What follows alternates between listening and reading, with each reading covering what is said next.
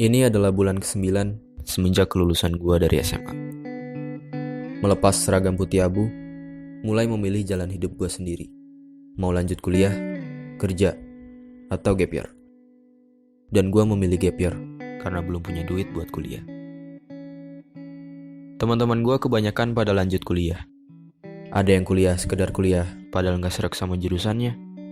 Ada yang kepaksa kuliah di suatu jurusan karena keinginan orang tuanya. Ada juga yang benar-benar tahu tujuan hidupnya kemana, berjuang mati-matian, dan sekarang berhasil masuk ke kampus impiannya.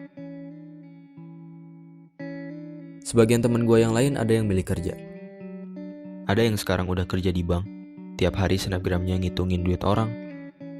Ada yang gak sengaja ketemu di minimarket, rupanya sekarang dia jadi pelayan tokonya. Ada juga teman-teman gue yang memilih jadi abdi negara, dan sekarang kalau kemana-mana, mereka pakai seragam yang keren-keren.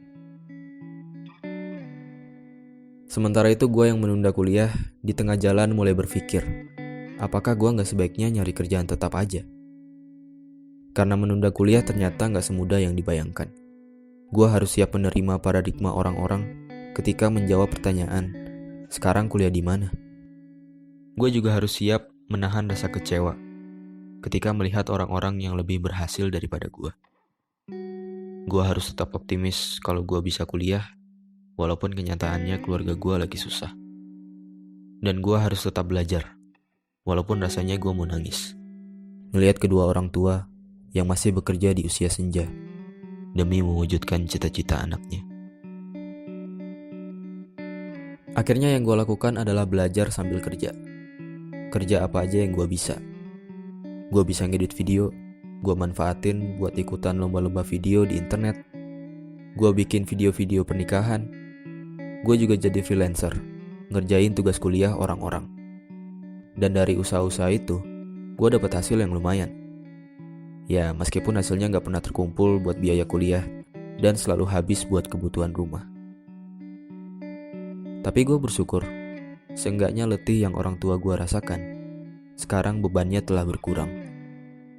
Dan keringat yang bercucuran kini berganti dengan senyuman. Kehidupan setelah SMA membuka mata gue bahwa hidup sejatinya adalah seni memilih. Memilih mana yang mendingan. Karena pilihan apapun yang akan kita ambil, ingatlah bahwa tidak ada pilihan yang benar-benar sempurna. Mereka yang kuliah pernah bilang, enak ya, dia udah kerja, udah bisa jajan pakai duit sendiri. Mereka yang udah kerja juga pernah bilang, enak ya yang nunda kuliah, bisa nyantai-nyantai di rumah. Sedangkan mereka yang menunda kuliah bertanya-tanya, kapan ya gue bisa kuliah? Bisa gak ya gue keterima kerja?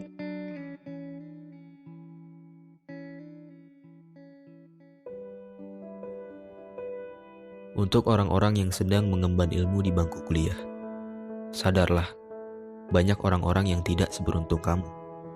Jangan menyia-nyiakan kesempatan yang kamu dapatkan. Tetap semangat, walau jurusan atau kampus yang kamu dapat tak sesuai keinginan. Dan jangan terus-terusan mengeluh atas tugas-tugas yang menumpuk berlebihan. Karena ingatlah, tugas-tugasmu itu tak sebanding dengan kerja keras orang tua yang membesarkan kamu. Untuk orang-orang yang sedang merasakan letihnya bekerja, berhentilah membanding-bandingkan hidupmu dengan orang lain. Karena manusia itu memandang dan dipandang. Ketika kamu melihat mereka, kamu merasa mereka adalah orang yang paling bahagia. Padahal ketika mereka melihat kamu, mereka merasa justru kamulah orang yang paling bahagia. Tanpa kamu dan mereka ketahui bahwa masing-masing sebenarnya punya kesedihan yang tak diperlihatkan. Dan untuk orang-orang yang menunda kuliah atau sedang berjuang meraih cita-citanya, pahamilah bahwa setiap orang ada masanya dan setiap masa ada orangnya. Mungkin belum waktunya kamu mendapatkan apa yang kamu inginkan.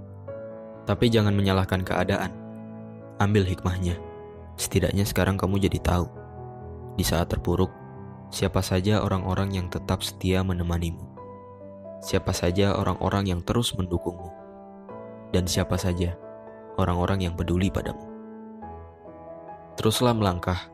Berusaha sekeras yang kamu bisa. Perbaiki semua kekuranganmu dan jangan dengarkan apa kata orang. Karena yang menjalani hidupmu adalah kamu, yang merasakan sedih dan bahagiamu adalah kamu. Maka semuanya tergantung kamu, tergantung sudut pandangmu. Bagaimana cara kamu menyikapi setiap cobaan? Apakah dengan bersedih, berlarut-larut, atau malah bersyukur atas pelajaran yang kamu dapatkan, dan berusaha bangkit dari keterpurukan? Dan berdoalah, minta kepadanya supaya kamu cepat bertemu dengan waktu. Waktu yang tepat di saat impianmu terwujud, waktu yang indah di saat kebahagiaan menyertaimu, dan waktu yang sempurna di saat ayah dan ibu berkata, "Kami bangga padamu."